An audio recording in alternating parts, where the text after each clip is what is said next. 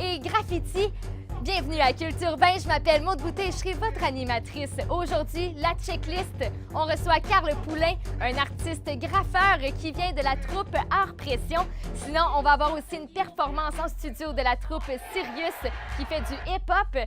Et puis, on aura aussi Guillaume Boilly qui va venir nous parler technique de skate. Et pour finir, on va aller rejoindre notre chroniqueuse Andréane qui va faire une partie de skate pour finir l'émission en beauté. Mais pour le moment, on s'en va directement en vidéo avec un topo sur Jasmin Bugeaud, alias Buge, qui va nous parler de graffiti. YOLO!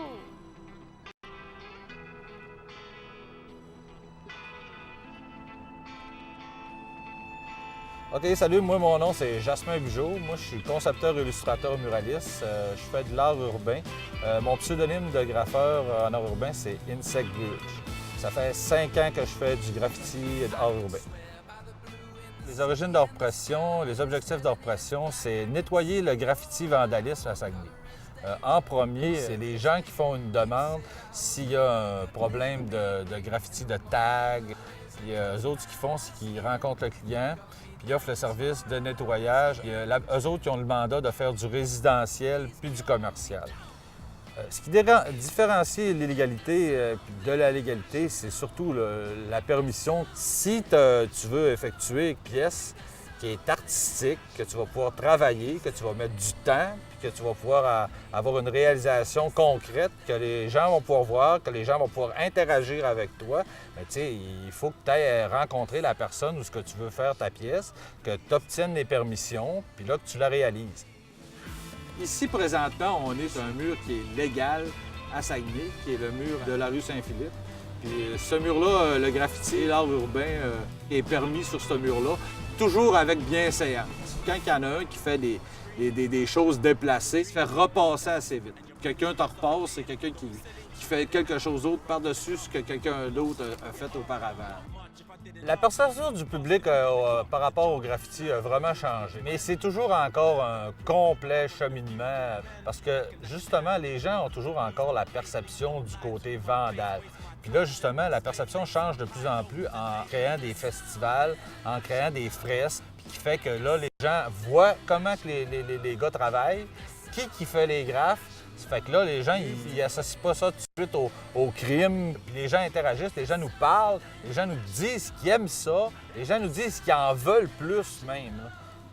J'ai pas vraiment un style particulier. J'essaie de faire mes propres trucs, puis pour justement me faire reconnaître par ce que je fais. Je fais mes personnages à moi, je fais mon environnement qui est particulier à moi. Puis moi, je fais pas du vandalisme. Puis le vandalisme est souvent associé au graffiti. Puis moi, je fais pas vraiment de graffiti, je suis plus un gars qui fait de l'art urbain. Puis moi, ce que j'aime, c'est le côté grand format. Quand tu fais quelque chose qui est 12 pieds de haut, puis que tu as la gestuelle avec le bras, puis que tu peux plus t'exprimer par rapport à ça, puis faire des choses qui se voient de loin, puis faire des choses que les gens voient, sont comme obligés de voir puis se questionner par rapport à une œuvre qui a été conçue par un artiste, faire développer peut-être le côté artistique, puis faire justement avancer l'art dans notre société, parce que moi, je trouve que c'est super important que le côté artistique soit dans une société. Tu sais, moi, des murs gris puis des murs bruns, puis je suis allergique à ça, là. Je trouve que c'est déplorable qu'il y en ait autant, là, justement. On devrait en avoir de plus en plus des fresques, puis même déjà de peinturer des murs en couleur, ça serait déjà mieux, tu sais. On a vu un graffeur en vidéo et maintenant on en a un en studio. Je vous demanderai de l'accueillir, Carl Poulain.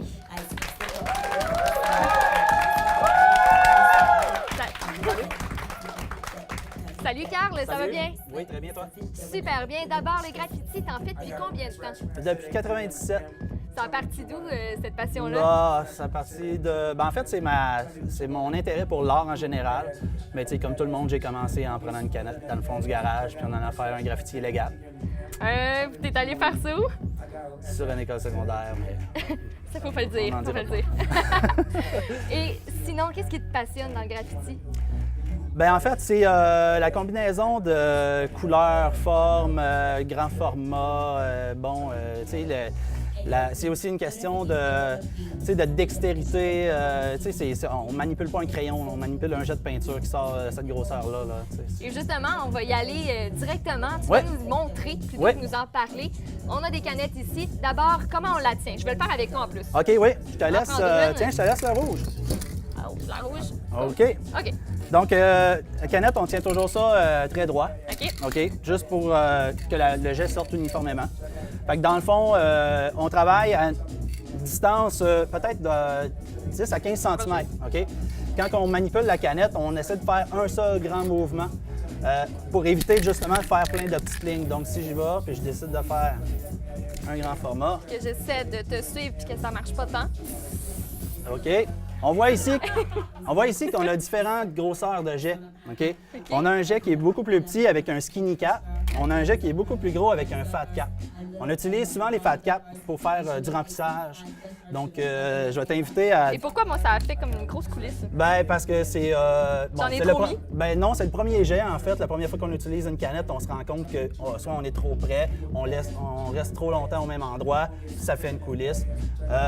Puis si on met la canette comme ça, par exemple, qu'est-ce que ça va Ce que ça va faire, c'est que ça va faire un dégradé. Donc, si je décide d'y aller avec la couleur blanche, dans le fond, et je travaille avec un angle, ce que ça fait, c'est que ça vient vraiment comme créer une espèce de fondu, en fait. Est-ce que le type de surface, ça influence? Oui, vraiment, vraiment beaucoup. Ça va aider la peinture à adhérer de façon adéquate, comme le ciment, la brique, tout ça, ça fait vraiment une différence sur le bois.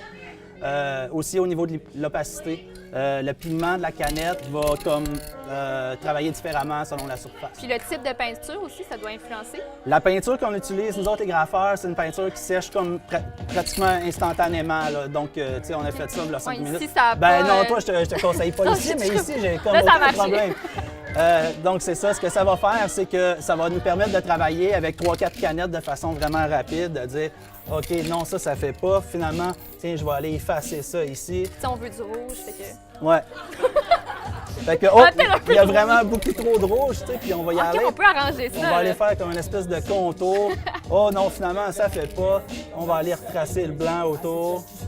OK. C'est quasiment une banane originale. Ben, tu sais, c'est ça. Ou un très beau ballon. Oh, aussi! Mais moi, je vais laisser ça au C'est bout. bon. Merci beaucoup, Carl. Merci à toi. Puis nous autres, on va s'en aller voir une vidéo qui nous présente Anne-Julie Bossé, qui est la chorégraphe de Sirius, qu'on va avoir en présentation tout de suite après. Hey, quand même, Moi, j'ai fait ATM Télévision et je suis maintenant assistante à la réalisation. Moi, j'ai fait ATM Post-Production et je suis maintenant artiste en effets visuels. J'ai fait ATM Production, je suis maintenant technicienne en télévision.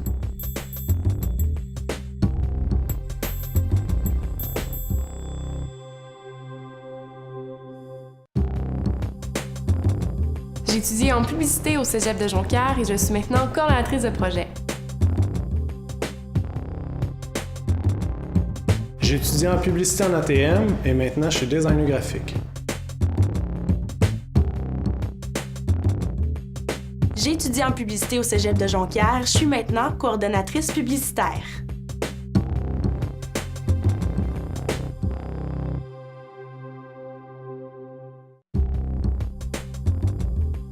Salut, c'est Claudine Prévost. Moi, j'ai fait ATM Radio et je suis maintenant animatrice à la radio et à la télévision.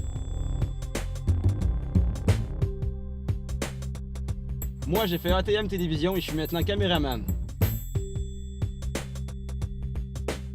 Moi, j'ai fait ATM Télévision et je suis maintenant aiguilleur.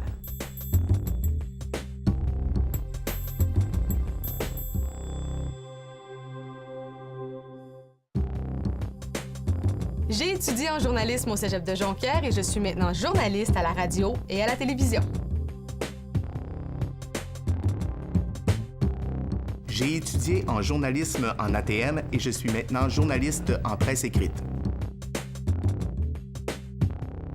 J'ai étudié en journalisme en ATM et je suis maintenant reporter et rédacteur sportif.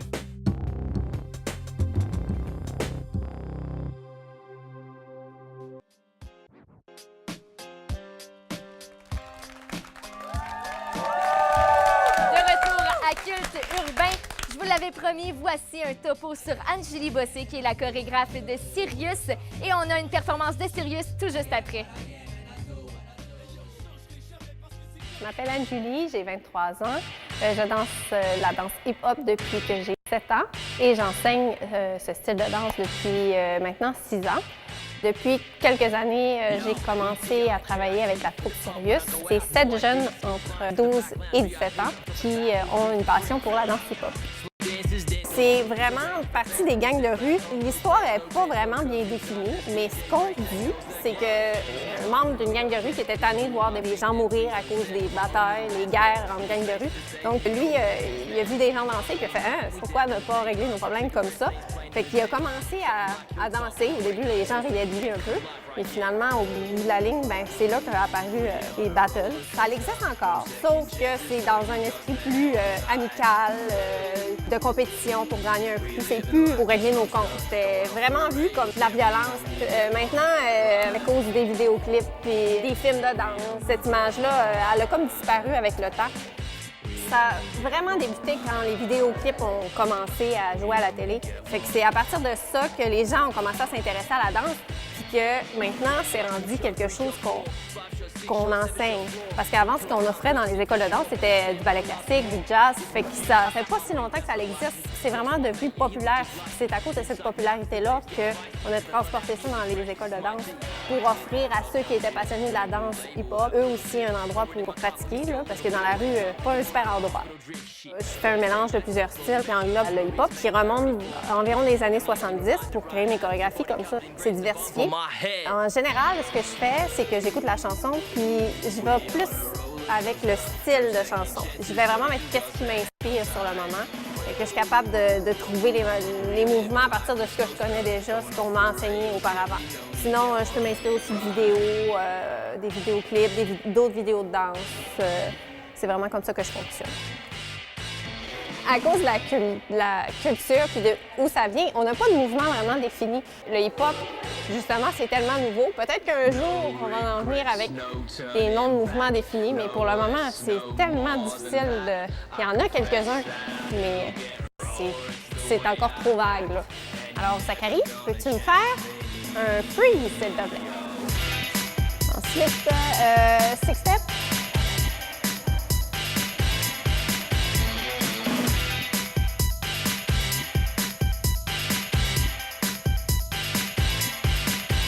Roller rabbit.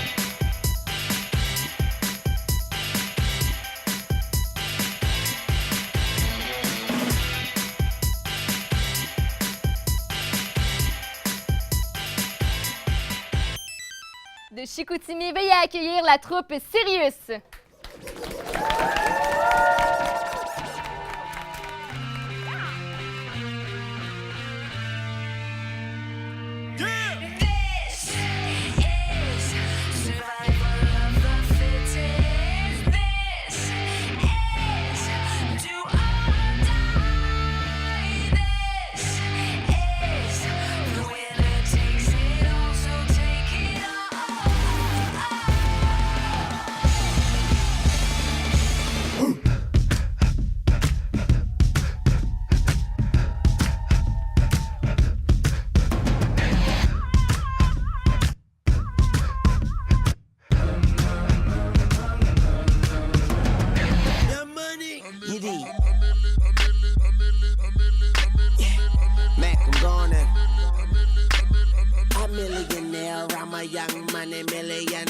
Tougher than Nigerian hair. My criteria compared to your career just isn't fair. I'm a venereal disease, like a menstrual bleed through the pencil and leak on the sheet of the tablet in my mind. Cause you're a goon, but what's a goon to a goblin? Don't let's tell her I'm smoking, I'm high, so take a guess.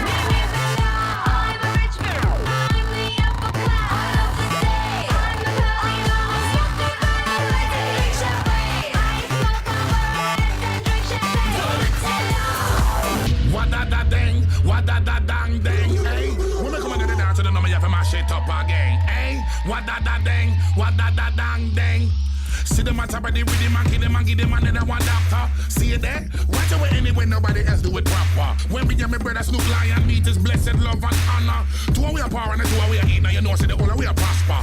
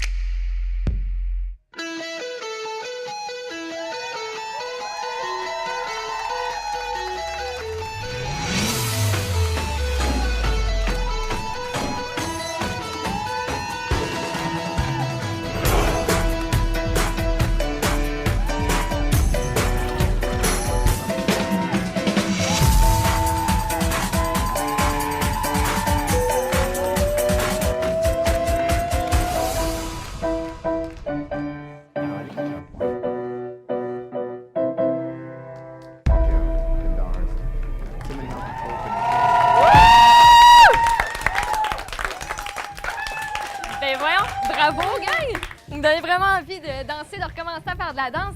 Premièrement, ben, je vais vous demander de vous présenter. Andréane. Justine. Zachary. Émilie. Frédéric. Sophie. Alison. Camille.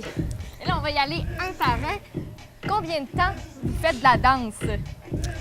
Pour ma part, ça fait 11 ans que je fais de la danse. Sinon, le hip-hop, ça fait 8 ans. Ça fait environ 5-6 ans. Hey, vous pouvez vous approcher, les filles.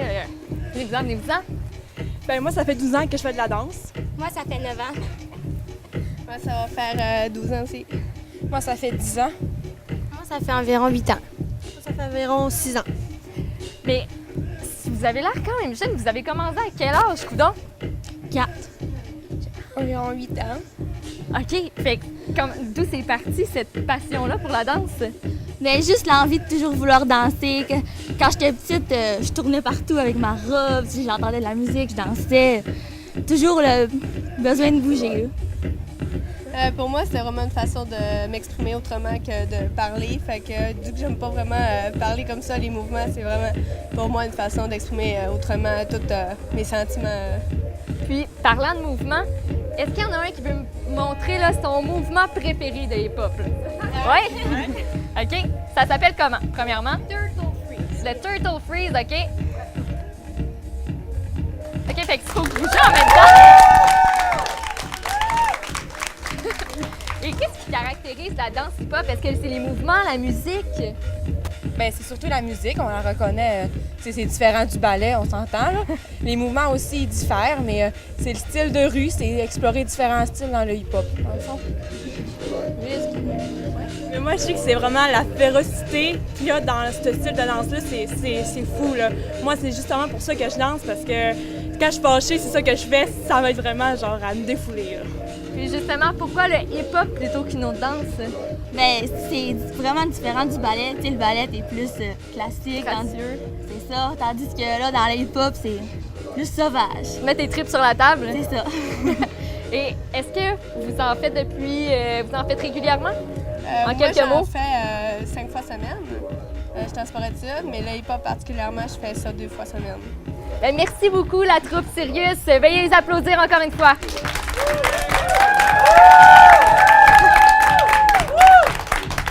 On passe d'un sport à un autre. On en voit de plus en plus dans les rues. Je parle ici du skateboard et pour nous en parler, on a Guillaume Boilly avec nous en studio.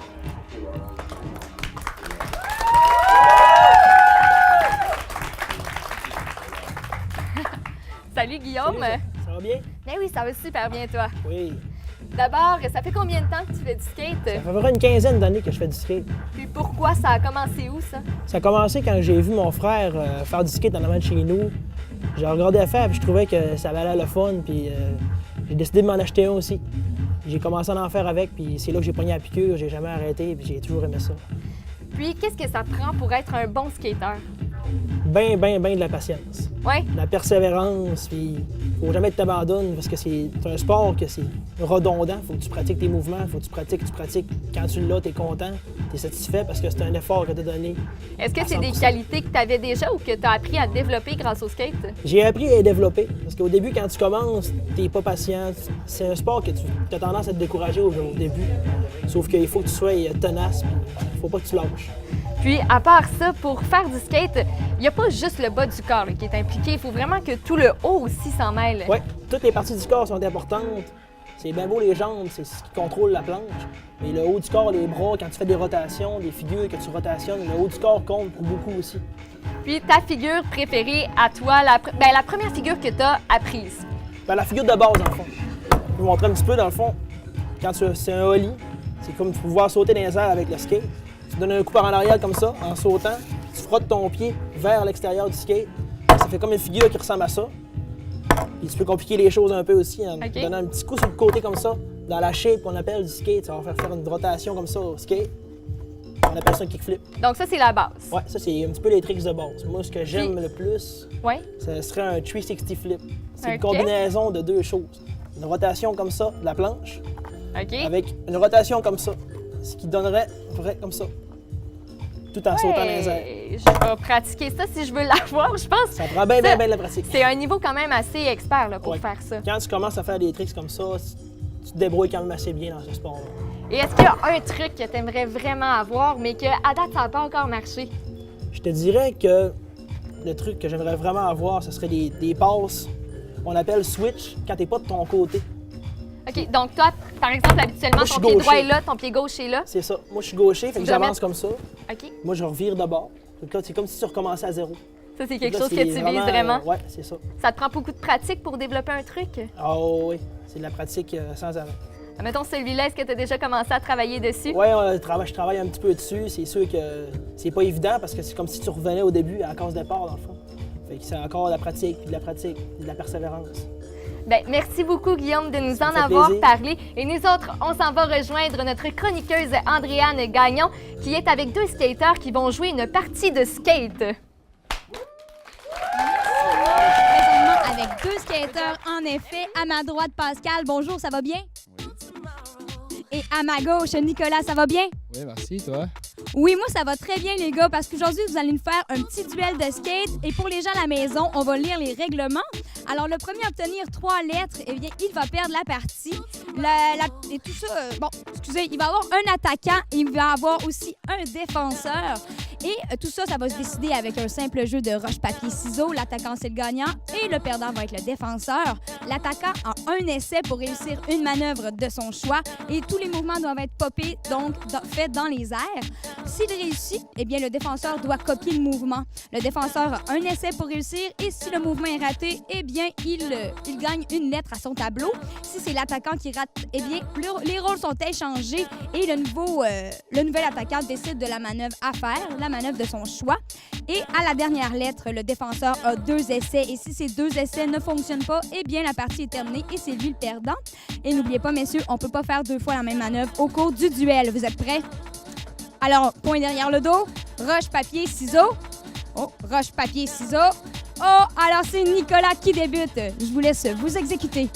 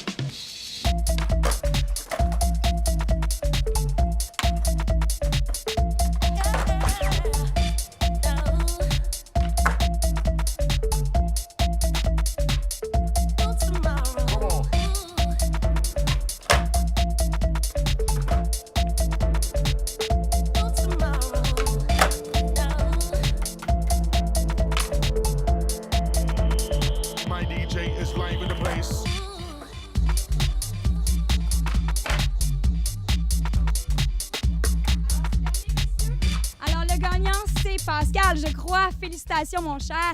Et si vous me permettez, à la maison, je veux montrer quelque chose qu'on a essayé tout à l'heure. Vous êtes prêts, messieurs? Envoyez, on leur montre ça. Vous allez voir, c'est très spécial. Je suis prête.